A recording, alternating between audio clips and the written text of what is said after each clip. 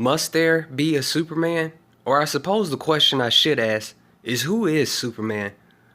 While browsing Twitter, I bore witness to an all-out war that was raging on between a 007 wannabe and a well-known gentleman by the name of Oliva.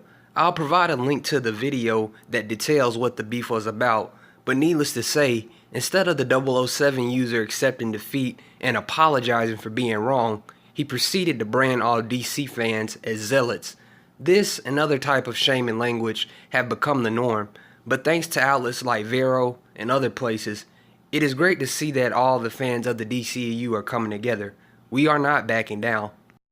What J. Olivia most interestingly revealed is that Man of Steel, which was directed by Zack Snyder, was supposed to be the beginning of a 5-part story for Kal-El, aka Superman, aka Henry Cavill, aka Clark Kent.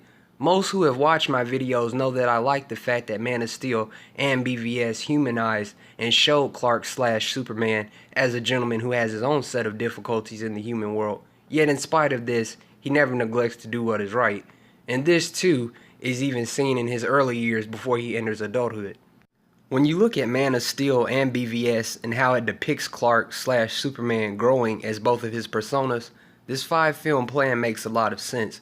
If you look at some of the best film trilogies or popular novel series in history, you can kind of almost compare this decision making to those. Jay ironically mentioned Harry Potter, which is a great example, because similar to Clark, Harry had to learn his way in the wizarding world. Just because Harry could learn to wave a magic wand in the Sorcerer's Stone, it took him 5+ years to finally defeat his greatest foe. Just because Harry could wave a magic wand, it took him many tries to learn the Expecto Patronum spell. It is seemingly impossible for others to see this point of view due to their nostalgia for Reeves Superman that dominated the 70s and 80s, or because they have the idea that Superman is supposed to be perfect and without fault. They want Superman to be a Boy Scout of sorts, both as a man and as Superman. But they also seem to miss the point of not only Jor-El's infamous Grant Morrison-inspired quote, but they seem to forget that Man of Steel and BVS take a realistic approach to how they have established the characters. How many times can I and others say this? The reason that I feel Zack's 5-film plan made sense is because prior to BVS releasing, most everything was already set in stone. Most of the Justice League members had release dates for his or her respective solo films, and at the time, Justice League was set to be a 2-part film, as opposed to being called something else.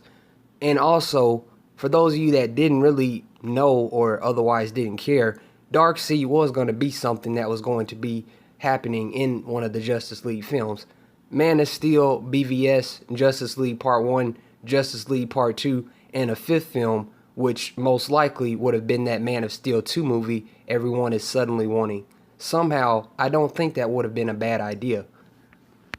Brothers and sisters, Zack's plan for Superman to have a story arc in 5 films made perfect sense, because it shows that not only could Clark learn to be the hero we need him to be, but that he could also become the ideal Superman that most know him to be, that he could learn along the way.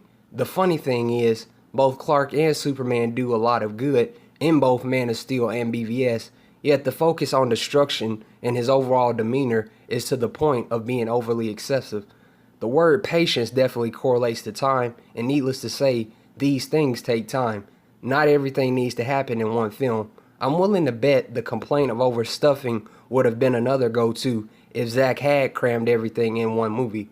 The journey that Christopher's Superman started back in '78 wasn't going to be the same journey for Henry's Superman, nor should it have been. The other thing that people seem to misinterpret is that Zack's 5-film plan meant that it would take 5 films for Clark to become Superman. My first question would be, did you watch Man of Steel? Did you see Clark put on the costume in the middle part of the movie? Did you see Clark's heroic deeds before he donned the costume? And did you see him stop himself from punching one of his bullies? Zack's 5-film plan didn't mean that it would take 5 films for Clark to be Superman. It simply means that Superman's journey/story was ideally to play out roughly through 5 films. I don't know about you, but I certainly wouldn't be complaining about 5 films with Superman, especially given the fact that Henry Cavill is a likable individual, and he understands his role as Kal-El. It certainly gives a lot of clarity, and I'm glad Olivia not only chose to reveal these details for Zack's proposed Superman story arc, but that he also highlighted what I and others have been saying about how comic characters are represented in films, comics, and TV. My, oh my, the irony in that.